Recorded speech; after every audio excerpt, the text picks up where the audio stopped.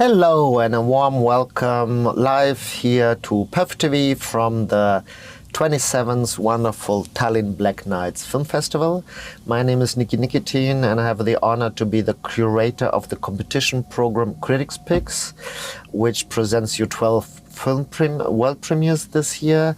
And tonight I have a very special guest with me, Nick Parish, who is here to introduce his film, The Old Man and the Land. Hello. Nick, a warm welcome. Well, thank you very much. We're really happy to be here. Thanks for coming. Thanks for accepting Thank you for inviting me. invitation. Yes. Nick, you didn't come along. You also brought your scriptwriter with Yes. you, Nico Menzinga. Yeah.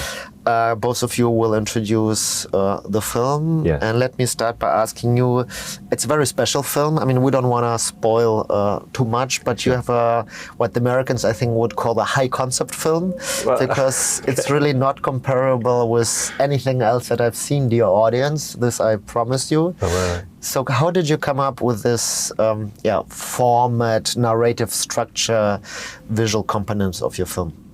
It initially came from the idea of wanting to tell a story about parents and my estranged relationship with parents in a strange way.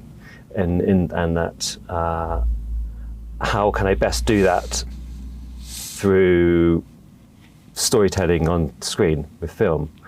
And I had an uncle who I've only met recently, and he's a farmer, and I wanted to get to know him more.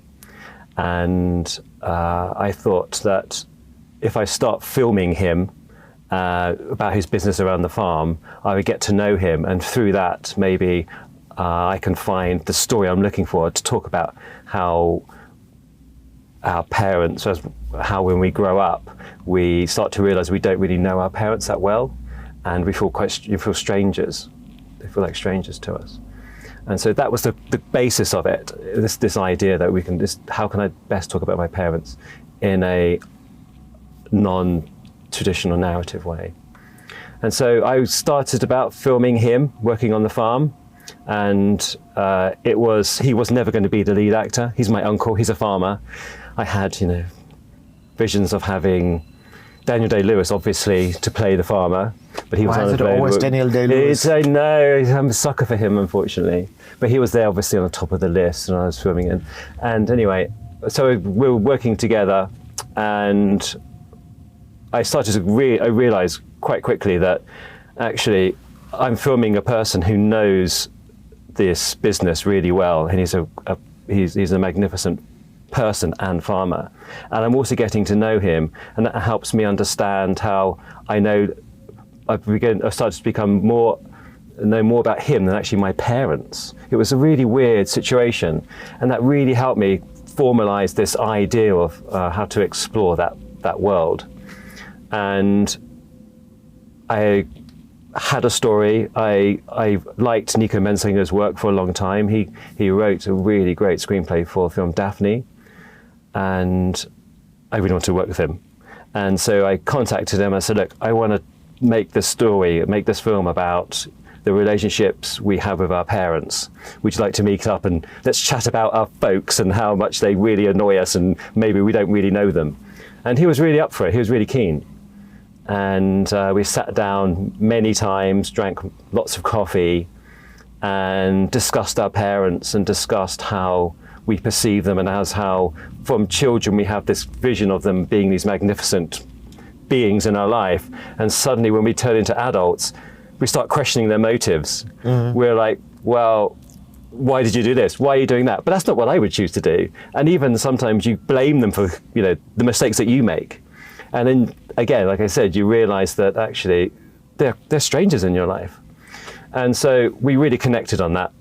And we went through the story many times, and he penned the story, and it'd be a beautiful story, really beautiful story. It's a drama, it's effectively a drama. But what I wanted to do was, I wanted it to be something that really brings the audience in. I was really keen not to have a traditional drama, which is fine, but I really wanted to experiment, try something new, find a way to feel like I can get the audience in the shoes of the characters. And one of the ideas they had was not see them, not to show them, not to show the children. And so we only hear them. And that, I felt like that allows us to embody those people. You know, when you see somebody, you can't help but draw conclusions on who they are. You see an actor, you don't like the actor, you might not like the character. And so I wanted to get rid of all that. I wanted to have more about the feeling of it. And so that was the idea behind that. And I continued filming Roger. And yeah, the story blossomed from that experience. So again, without spoiling too much, we hear voices, and these voices are, yeah, very convincing, reading the wonderful lines that were written to them. But then maybe we give this as a bit of background information, because actually the voices belong to very known but also very prolific and excellent actors from the United Kingdom. The female voice, let's start with the lady, of course, first, Emily Beacon. She was in the one film that you mentioned, Daphne, but she was also in Little Joe by Jessica Hausner, and actually she won for this the Best Actress Award at the Cannes Film Festival, which is, after all, even so we're here in Tallinn, we have to say the world's biggest and most important film festival. So how did you manage to get Emily on board? Well, again, when I watched Daphne, I was really spellbound by her performance, because that story itself is not a particularly traditional story. It had a really fantastic modern take on it, and I thought she embodied her so well. And it was only later had I really kind of thought that actually, because Nico had worked with her, and because he was obviously scripting Daphne, that we connected through Nico. And I said to her that we've been working on this story. Would you be interested in taking a look? I would love you to play it, because you're a phenomenal actress, and I think you could really embody this person. And so again, we sat down and we met on many occasions, and we again talked about our family and our relationship with our parents, and about also the struggles that her character has in the film, and how that she is almost her father character embodied in this female form. And because of inheritance, traditional inheritance of inheriting farmland in the United Kingdom, it's passed down to the son. So she doesn't have a look in, and obviously it's a very old tradition, and yet it still exists. And so that was a great talking point about how you're a woman in modern day and having to deal with this situation. How would you cope with that? What would you do about it? And ironically, their characters are really similar, but she's obviously the female version of that. So that was really good fun, and I think she really enjoyed that. And then we have the son slash brother. Also here we have Rory Kinnear, who is known from James Bond movie. We all know him from there, but also one of the most active character actors in the UK. So how was it with him, and how was it actually directing voices? How did you go along with that? So Rory Kinnear, I think, is an astonishing actor. I mean, I was very lucky to have both these actors. Really super lucky, I think. It's very hard to pin down a great actor. They're always really busy, and they get offered these incredible jobs. And I wrote him a letter, and I said, look, I think you're my man for this. I think you can embody this character, because it is only spoken. We don't see you. And I feel very confident from seeing you on stage and seeing you in front of the camera, how you can portray this variety of characters, from different types of tragedies in your life to comedy. Really amazing. And I sent him the script, and he got right back to me, and he really liked it. And we wanted to chat, and so we did a few video calls. Again, we talked about the script and his character and the conflict that he has with his father and his sister, and his character has these addiction problems, and he's a lost soul trying to find his way under the shadow of his imposing father. He loved it. He really liked that, and I think he liked, because it had a great journey, a great arc, and it tested him, I think. So I think he liked that. And so yeah, we took it from there. They were quite happy actually not to be filmed. It was quite interesting because they both said on different occasions, it's so nice not have to put makeup on, have fittings, anything like that. I can turn up in what I like, which is really nice. So that was quite good. They were on board. And I said to them that I've rented out this really large recording studio where bands go and record their albums.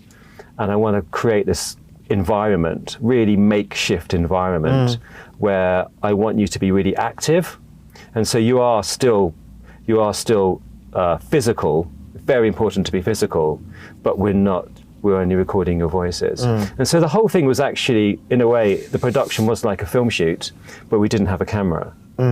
Because I didn't want it, I was very conscious of not wanting it to sound like a radio play, where it sometimes can be really kind of contained and it's very static. I wanted to feel the energy in what they're doing, because what they're doing and where they are is a very important part of the narrative, because it juxtaposes with where the farmer is in the image.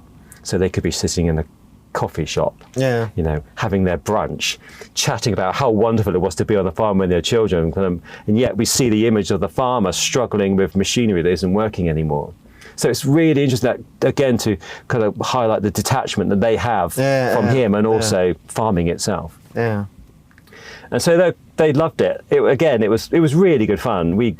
I put in makeshift sets, like cushions and blocks and obstacles, and give them things to hold, and smoking and drinking and eating stuff, and where they're walking around and they're throwing themselves onto cushions and things, and just to get the real sense of that world. You could close your eyes and you can really feel where they are. That was very important. And have little kind of like diegetic sound points, so he's getting onto a train, they're getting into an aeroplane, or they're on a different field in a different country because of the sound of the goats that had bells. But we see the farmer's landscape, which is different. So that really, for me, had another texture to the story and emphasized the theme of the distance we can have with our parents. Thanks, Nick. That was a great explanation. Okay. So the audience will surely enjoy the film. Let me ask you our 3 traditional questions toward the end of our nice talk. So you're here at the Black Nights Film Festival, called also PÖFF. Yes. If you would have to describe it with one word and one word only, what would it be? Beautiful. Very nice. And how do you like the city of Tallinn? I think it's lovely. I went out late last night and it was really quiet, and there's a little bit of snow coming down. It was quite magical, and it has this really lovely ancient feel, and it's been really well looked after. It's really immaculate. It's quite an experience. So, and it's just had this kind of quiet moment to myself walking around. I loved it. And tell me, if you wouldn't be such a talented filmmaker, what would you do with your life? Well, I originally was destined to become a dentist. Oh. I know. I wasn't keen. My parents were. They were very keen for me to be a dentist. They even took me to dental college. Wow. You are going to study being a dentist. And I was like, no, I'm not. I don't want to do that. Oh, but you are. No. I don't want to spend the rest of my life looking into people's mouths and sorting their problems out of their teeth. I can't do that. And so that was originally going to be my path, but I managed to really disappoint my parents and become a filmmaker. Thank you for doing that. Thank you so much. That was Nick Parish, dear audience. The Old Man and the Land, a world premiere here in Critics Picks from the UK. Enjoy the film, have a great festival, and see you soon here on PÖFF TV. Thanks, Nick. Thank you very much.